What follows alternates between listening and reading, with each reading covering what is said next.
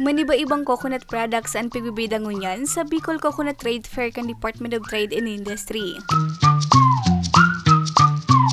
Kaini Miyerkules Agosto 28, kan formal ining buksan sa publiko. 20 kaini, anan food items exhibitors, asin 21 an food items exhibitors o 41 micro, small and medium enterprises o MSMEs. Malaking tulong yan kasi sa business, ano naman talagang bintahan dyan. Minsan malakas, minsan ano. Pero halos 90% o nakakatulong talagang trade fair. Malaking tulong po kasi doon ko nga, yung in-invite ako sa first trade fair in Robinsons. Yeah, Robinsons Naga.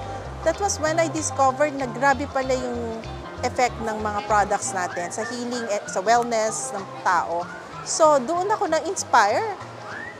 Kaya, ayun po, na-inspire po ako doon. And then after that, I was being invited again and again sa mga trade fairs. And then I meet new people and then I discover more things about our products. So they would suggest things. So nai-improve naman. So I'm thankful to DTI for that privilege. Bilang pagtaong suporta sa mga MSMEs, nagbakal manin ointment as iniba pang produkto nagibo sa niyog si Tate Galbert kan Legazpi City. You're Filipino, so why buy other countries' products?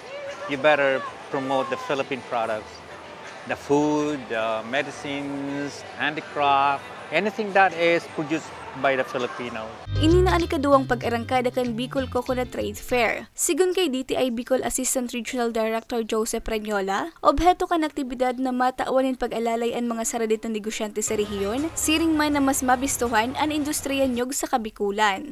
Kasi yung mga farmers natin, hindi lang natin ngayon i-advance yung development nung sa agricultural production, but then para mas kumita pa sila, mas matulungan pa yung livelihood nila by engaging in entrepreneurial activities such as like this one, by the development of products na out of their produce.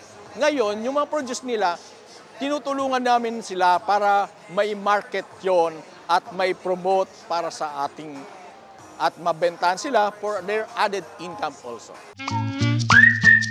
Madurar ang trade fair hasta sa Agosto 31 na makukuas sa Ayala Malls, Legazpi. Para sa mga baratang tatak Bicol, Regine Boy.